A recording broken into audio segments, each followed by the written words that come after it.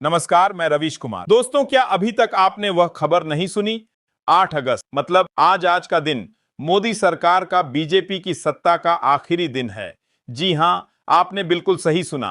राहुल गांधी ने मोदी के सर पर ऐसा बम फोड़ा है जिसका इलाज केवल जेल है। तो आज की इस वीडियो के अंदर आप लोग देखोगे कि किस तरह से प्रधानमंत्री नरेंद्र मोदी जी की सत्ता को लेकर जो बातें कही गई हैं कि मोदी जी की सत्ता का जो है आखिरी दिन है। तो क्या कुछ खबर सामने निकल के आ रही है? राहुल गांधी ने किस तरह से एक बड़ा खुलासा किया है जिसके बाद से भारतीय जनता पार्टी के अंदर हड़कंप मचा हुआ है। हमारे साथ वरिष्ठ पत्रकार मौजूद है रवीश कुमार सर। मैं आप लोगों को रवीश कुमार की वीडियो दिखाने जा रहा हूं, आप लोग इस रिपोर्ट को देखिए। नमस्कार, मैं रवीश कुमार। दोस्तों, क्या अभी तक आपने वह खबर नहीं सुनी?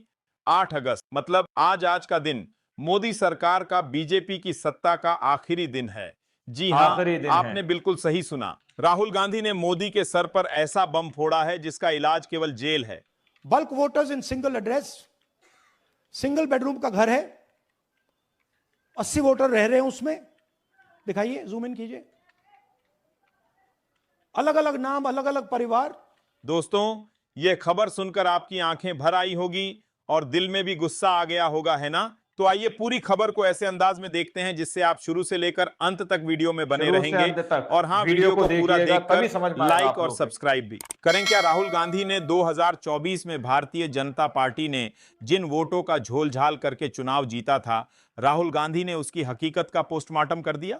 राहुल गांधी ने जो प्रेस कॉन्फ्रेंस की है दोस्तों, उससे वजह से बीजेपी में जबरदस्त राजनीतिक बवंडर आ गया है। मोदी सरकार के चूल्हे हिल गए हैं। मोदी की झोलझाल कंपनी चुनाव आयोग कटघरे में है, क्योंकि बकौल राहुल गांधी सिर्फ बेंगलोर की एक लोकसभा सीट में, और उसमें भी एक विधानसभा सीट में कम से कम 1 लाख फर्जी वोटर्स, या ये कहा जाए 1 लाख वोटर्स की वोट चोरी हुई बकौल राहुल गांधी इन 12,250 वोट्स में। डुप्लीकेट वोटर्स की संख्या 11,965 फर्जी पते से करीब 409 वोटर्स बल्क वोटर्स जो कि एक ही पते पर रह रहे थे, यानी कि बहुत बड़ी तादाद में वोटर्स जो एक ही पते पर रह रहे थे, उनकी संख्या करीब 10,452 वैलिड फोटोज, यानी जिनकी फोटोज में दिक्कत थी उनकी संख्या करीब 4,132 और फॉर्म 6 के दुरुपयोग में 33,692 वोटर्स। दोस्तों, आज राहुल गांधी ने बेंगलुरु लोकसभा सीट की सिर्फ एक विधानसभा सीट पर फोकस किया। उन्होंने कहा कि बेंगलुरु सेंट्रल लोकसभा सीट में हम 7 में से 6 विधानसभाएं जीत गए थे लोकसभा में, सिर्फ एक में हारे, और यहां पर करीब 1 लाख वोट्स की चोरी हुई। उन्होंने कहा कि यहां पर एक वोटर 4 जगहों पे वोट कर रहा था। उन्होंने ये भी बताया कि यहां पर कई वोटर्स के फर्जी पते थे। एक पते पर बड़ी तादाद में लोग रहते हुए दिखाई दे रहे थे, और जब हम वहां पहुंचे तो हमें कोई नहीं मिला। मैं फिर स्पष्ट कर दूं, आज राहुल गांधी ने जो तमाम जानकारियां पेश की वो तथ्यों पर आधारित थीं। मगर राहुल गांधी की इस बात का जवाब देने के बजाय चुनाव आयोग टकराव के मूड में आ गया। चुनाव आयोग ये कह रहा है कि क्या राहुल गांधी ओथ ले सकते हैं, सौगंध ले सकते हैं कि उन्होंने जो भी जानकारी पेश की वो सही थी। आज राहुल गांधी ने बाकायदा तथ्यों के साथ इस पूरी प्रक्रिया का पर्दाफाश किया है, और आज बहुत जरूरी हो जाता है कि राहुल गांधी जो मांग कर रहे हैं, और वो मांग क्या है, इस पर गौर किया जाए कि इलेक्ट्रॉनिक वोटर्स लिस्ट और सीसीटीवी फुटेज मुहैया कराई जाए, जो चुनाव आयोग नहीं कर रहा है। उल्टा चुनाव आयोग कुछ समय बाद सीसीटीवी फुटेज बर्बाद कर देता है। राहुल गांधी ने सवाल पूछा। राहुल गांधी कह रहे हैं कि हम एक ऐसे दौर में जी रहे हैं जहां 50-50 साल पुराने रिकॉर्ड्स को डिजिटली स्टोर किया जाता है, और यहां पर 40 दिन बाद रिकॉर्ड्स को बर्बाद कर दिया जाता है। सबसे बड़ी बात, राहुल गांधी ने आज जो पूरा प्रेस कॉन्फ्रेंस किया, उन्होंने कहानी के अंदाज में इस पूरे कथित गड़बड़ झालेले को देश के सामने पेश किया। उन्होंने हालांकि मिसाल सिर्फ एक लोकसभा सीट की एक विधानसभा का पेश किया कि एक ही व्यक्ति देश में अलग अलग जगहों पर वोट भी कर रहा था। आज एक ऐसी रिपोर्ट लाया हूं जिसे आपको पूरी जिम्मेदारी के साथ अंत तक देखना होगा, जिसे आप चाहें तो रिकॉर्ड करके रख लीजिए, ताकि जब कोई आपसे पूछे कि देश में चुनाव कैसे होते हैं तो आप जवाब दे सकें कि हमने देखा है, सुना है, समझा है, और अब हम चुप नहीं रहने वाले। ये आज जो हुआ वो एक आम प्रेस कॉन्फ्रेंस नहीं थी, ये उस लोकतंत्र का पोस्टमार्टम था जो चुनाव के दिन तो जिंदा दिखता है, लेकिन असल में महीनों पहले एक सिस्टम द्वारा मार दिया जाता है। राहुल गांधी ने आज जो बोला वो ना कांग्रेस का बयान था, ना विपक्ष की रणनीति, बल्कि वो भारतीय लोकतंत्र का एफआईआर था, जिसमें नाम दर्ज है चुनाव आयोग का, आरोपी है मोदी सरकार और सहारोपी है गोदी मीडिया। राहुल ने कहा, हमने खोला है पोलिंग बूथ का हर पन्ना, और उसमें निकली है देश की सबसे बड़ी चोरी, वोट की चोरी। उन्होंने बेंगलुरु सेंट्रल से शुरुआत की, एक ऐसा इलाका जहां कांग्रेस हारी और भाजपा जीती। राहुल ने बताया कि सिर्फ उस सीट पर 1,04,000 से ज्यादा फर्जी वोट मिले, मतलब ना चेहरा असली ना पता असली, बस वोट असली वोट असली। बीजेपी के पक्ष में। बताइए, एक सिर्फ ही वोट जो पते पर डाला गया वो 200 असली से है। ज्यादा वोटर, कुछ के पास आधार नहीं, कुछ के फोटो गायब, कुछ के पते झूठे, और सब कुछ चुनाव आयोग की निगरानी में। सोचिए, अगर बेंगलुरु में ऐसा हुआ तो भोपाल, नागपुर, दिल्ली, गाजियाबाद, वाराणसी, लखनऊ, मुंबई, हैदराबाद जैसी सीटों पर क्या हुआ होगा। क्या हुआ होगा। और अब राहुल कह रहे हैं ये सिर्फ ट्रेलर है, कांग्रेस के पास हर राज्य का डेटा है जिसे वो एक एक करके जारी करेंगे। अब सवाल उठता है, अगर ये सब चुनाव आयोग की आंखों के सामने हो रहा था तो ईसी चुप क्यों था, या फिर पूछा जाए कि ईसी खुद इस साजिश में शामिल था। चुनाव आयोग को अब संवैधानिक संस्था कहना बंद कर दीजिए, क्योंकि ये अब सत्ता के बूट पॉलिश करने वाली एजेंसी बन चुकी है। चुनाव आयोग ने जब राहुल गांधी ने वोटर लिस्ट मांगी तो मशीन रीडेबल फॉर्म में देने से मना कर दिया। क्यों?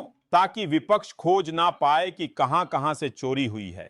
आयोग ने एक पीडीएफ फेंक दी जिसमें ना ठीक से नाम पढ़े जाते हैं ना पैटर्न समझ आता है। राहुल बोले, अगर सब कुछ ठीक है तो डर किस बात का है, क्यों छिपाया जा रहा आखिरी है? दिन है। चुनाव आयोग ने जवाब दिया, अगर आपको कोई फर्जी वोटर दिखता है तो नाम, पता और हलफनामा लाओ।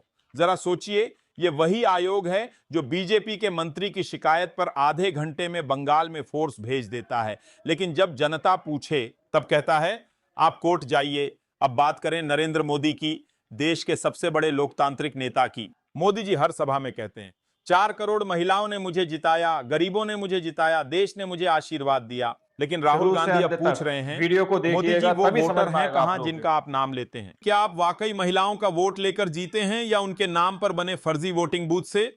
जब आपके नाम पर गलत वोट डाले जाते हैं तो आप चुप क्यों हैं? आप हर विषय पर ट्वीट करते हैं, क्रिकेट से लेकर रावण के पुतले तक, लेकिन जब सवाल वोट की चोरी का है तो आप चुप क्यों हैं? क्या आप राजनीतिक इस बम की बवंडर। आवाज सुन चुके हैं लेकिन अब घबराकर दुबक गए हैं? मोदी के साथ खड़ी है वो गुलाम मीडिया जिसे कभी सत्ता के खिलाफ बोलने की हिम्मत थी। आज वही मीडिया राहुल गांधी की प्रेस कॉन्फ्रेंस को 5 मिनट का स्पेस भी नहीं देती।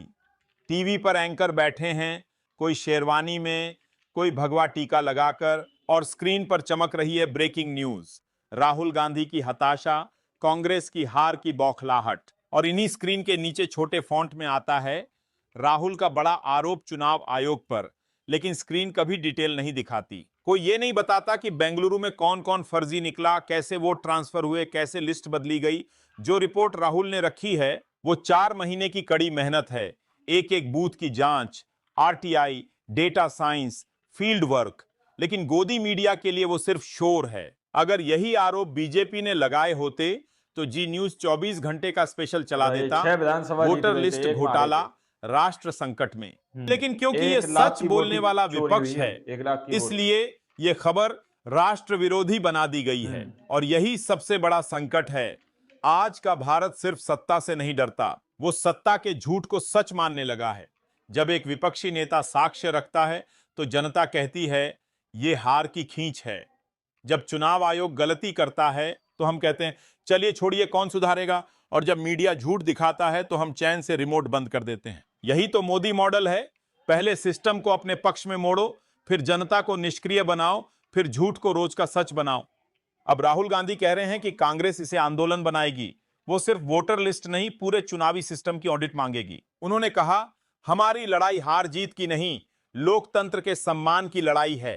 कांग्रेस अब सड़क पर उतरेगी, आरटीआई डालेगी, कोर्ट जाएगी और जरूरत पड़ी तो जन आंदोलन शुरू करेगी, वो भी सिर्फ एक सवाल पर, क्या 2024 का चुनाव निष्पक्ष था? और आपको तय करना है कि आप इस आंदोलन का हिस्सा बनेंगे या उस चुप्पी का हिस्सा जो धीरे धीरे देश को खा रही है। ये सिर्फ राहुल गांधी की लड़ाई नहीं है, ये उस वोट की इज्जत की लड़ाई है जिसे आप हर बार उंगली पर स्याही लगाकर निभाते हैं। आज राहुल गांधी ने बम फोड़ा है, कल वो और डेटा लाएंगे और फिर शायद आपको भी महसूस होगा कि हम 400 सीटों वाली सरकार के नहीं, 400 झूठों वाली सत्ता के नीचे दबे अलग-अलग हुए जगहों हैं। पर रिपोर्ट का राहुल गांधी ने सवाल पूछे हैं, साफ, खुले और सबूतों के साथ। अब जवाब देना सिर्फ चुनाव आयोग का काम नहीं, अब जवाब देना हर उस नागरिक का फर्ज है जो खुद को भारतीय कहता है। क्योंकि इस बार सिर्फ राहुल गांधी की आवाज नहीं दबाई जा रही, इस बार हर उस वोट को मिटाया जा रहा है जो सत्ता के खिलाफ जा सकता था। तो सोचिए, क्या आप अगली बार वोट देने जाएंगे? और अगर हां, तो क्या आपका नाम भी वहां होगा? और अंत में, एक सवाल छोड़ जाता हूं, क्या लोकतंत्र अब सिर्फ उन्हीं के लिए है जिनके पास डेटा सेंटर है? बाकियों के लिए सिर्फ ईवीएम बची है जिसका गोदी बटन आप मीडिया। दबाइए, पर रिजल्ट कोई और तय करेगा। तो सर, आप लोगों ने इस वीडियो को शुरू से आखिर तक देखा। वीडियो के अंदर साफ तौर पर बात की गई है कि किस तरह से रवीश कुमार की इस वीडियो ने बड़ा खुलासा किया कि राहुल गांधी ने सीधे तौर पर जो इलेक्शन कमीशन ऑफ इंडिया से डाटा मांगा, वो डाटा उनको किस तरह से पेपर वर्क में दिया गया, इलेक्ट्रॉनिक तरीके से उनको डाटा नहीं दिया गया। दोस्तों, अब आप लोग समझ सकते हैं कि क्या कुछ गड़बड़ झाला चल रहा है। इस रिपोर्ट के अंदर जो भी बातें कही गई हैं, उस वीडियो का ओरिजिनल लिंक मैंने वीडियो के डिस्क्रिप्शन में डाल दिया है। आप लोग चाहो तो सिर्फ ओरिजिनल वीडियोस भी देख सकते हो, और वीडियोस बहुत ज्यादा वायरल है तो फिर हम खबर आप लोगों तक पहुंचाते हैं। बाकी आप लोगों ने इस रिपोर्ट को देखा सुना, आप लोग इस रिपोर्ट के बारे में क्या सोचते हैं, क्या समझते हैं, अपनी राय कमेंट सेक्शन में जरूर दीजिएगा। मिलता है अगली वीडियो में, जब तक के लिए जय हिंद, जय भारत।